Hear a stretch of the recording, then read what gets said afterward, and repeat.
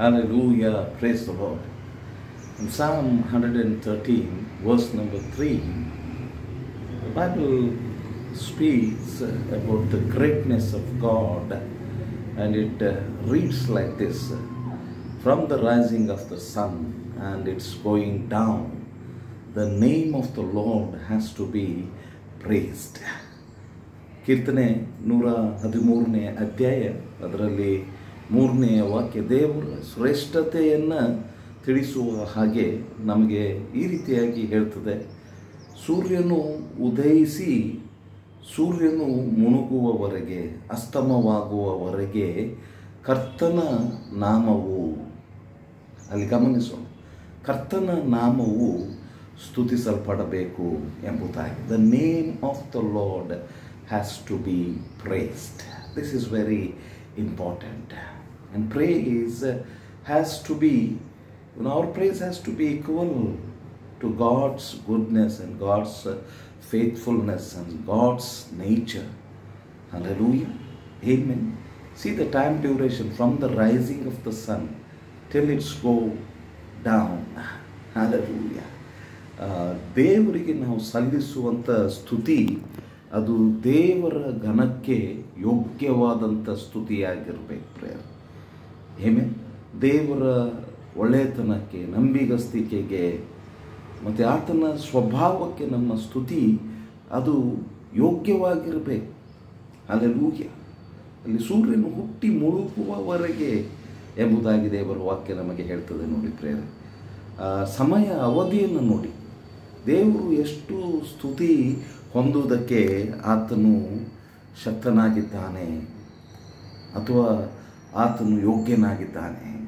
Hallelujah. No man, nothing else has to be praised, but the name of the Lord has to be praised.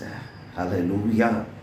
Amen. ಯಾವುದೇ ವ್ಯಕ್ತಿ, ಯಾವುದೇ ವಿಷಯ, ಯಾವುದೇ ಸಂಗತಿಗಳು ಸ್ತುತಿಗೆ ಯೋಗ್ಯವಲ್ಲ, ಆತನು ಮಾತ್ರ.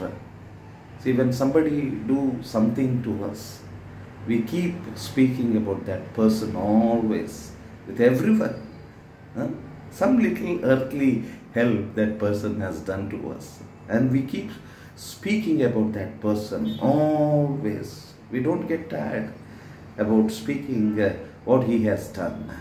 ಈ ಲೋಕದ ಒಬ್ಬ ವ್ಯಕ್ತಿ ನಮಗೆ ಏನಾದರೂ ಒಂದು ಸಣ್ಣ ಉಪಕಾರ ಮಾಡಿದರೆ, ಭೂಸಂಬಂಧವಾದಂಥ ಉಪಕಾರ, ಆತನನ್ನು ನಾವು ಎಷ್ಟು ಹಾಡಿ ಹೊಗಳಿ ಹರಿಸ್ತೇವೆ ನೋಡಿ. ಎಲ್ಲರೊಟ್ಟಿಗೆ ಕೂಡ ಆತನ ವಿಷಯದಲ್ಲಿ ನಾವು ಗುಣಗಾನ ಮಾಡ್ತೇವೆ. ನಮಗೆ ಆಯಾಸ ಆಗುವುದಿಲ್ಲ, ಬೇಸರ ಆಗುವುದಿಲ್ಲ. But what about god? Hallelujah. You know why we speak about that man? Because we know something what he has done to us. We know his behaviors, we know his nature, we know his feelings. That is why, words keep coming out of our mouth as praise for that person. ಯಾಕೆ ಒಬ್ಬ ಉಪಕಾರ ಮಾಡಿದಂಥ ವ್ಯಕ್ತಿಯ ಬಗ್ಗೆ ನಾವು ಅಷ್ಟು ಮಾತನಾಡ್ತೇವೆ ಗೊತ್ತುಂಟ? ಆತನ ಸ್ವಭಾವ ನಮ್ಗೆ ಗೊತ್ತಿದೆ, ಅವನ ಭಾವನೆಗಳು ನಮಗೆ ಗೊತ್ತಿದೆ, ಅವನೇನು ಮಾಡಿದ್ದಾನೆ ಅದು ಗೊತ್ತಿದೆ, ಅವನ ಪರಿಚಯ ನಮಗೆ ಇದೆ. Why we don't praise God and worship God according to His worth? Simply our mouth will speak few words. ಯಾಕೆ ನಮಗೆ ದೇವರನ್ನ ಆತನ ಯೋಗ್ಯತೆಗೆ ತಕ್ಕ ಹಾಗೆ ಯೋಗ್ಯವಾಗಿ ಸ್ತುತಿಸಿ ಆರಾಧನೆ ಮಾಡೋದಕ್ಕೆ ಆಗುತ್ತಿಲ್ಲ ಗೊತ್ತುಂಟ? ಕೆಲವು ಮಾತುಗಳು ನಮ್ಮ ಬಾಯ ಮೂಲಕವಾಗಿ ಬರ್ತದೆ ಅಷ್ಟೇ. I am speaking about ಹಾರ್ಟ್ಫೆಲ್ಟ್ worship here. I am speaking about ಹಾರ್ಟ್ಫೆಲ್ಟ್ praise for God. ಬಾಯಿ ಮಾತಿನ ಮೂಲಕ ಬರುವಂಥ ಕೆಲವು ಶಬ್ದಗಳು ಅಲ್ಲ, ಹೃದಯ ಭರಿತವಾದಂಥ ಆರಾಧನೆ, ಹೃದಯ ಭರಿತವಾದಂಥ ಸ್ತುತಿಯ ಬಗ್ಗೆ ನಾನಿಲ್ಲಿ ಮಾತನಾಡ್ತಾ ಇದ್ದೇನೆ. Hallelujah. We cannot praise Him. We cannot worship Him because we don't know Him. When we know Him according to His word, the Bible, the word of God will reveal His nature, His work and His strength, His awesomeness, His splendor to us.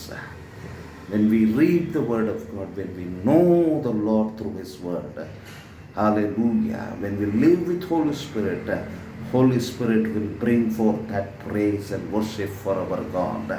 Remember what Jesus said about Holy Spirit: He will always glorify me. Hallelujah, praise Lord. ದೇವರ ವಾಕ್ಯ ನಾವು ಕಲಿಯುವಾಗ, ದೇವರ ವಾಕ್ಯ ನೋಡುವಾಗ ಪವಿತ್ರಾತ್ಮನ ನಮ್ಮ ಸಂಗಡ ಇರ್ತಾನೆ. ಪವಿತ್ರಾತ್ಮನು ಯಾವಾಗಲೂ ಯೇಸುವನ್ನು ಆತನು ಮಹಿಮೆ ಪಡಿಸ್ತಾನೆ ಎಂಬುದಾಗಿ ದೇವರ ವಾಕ್ಯ ಇರ್ತದೆ. May the lord give us such a grace that we will know him intimately, and out of that knowing, hallelujah, through Holy Spirit, let praise, worship come out our mouth. Let the name of Jesus alone be magnified. Hallelujah. God bless this word. Amen.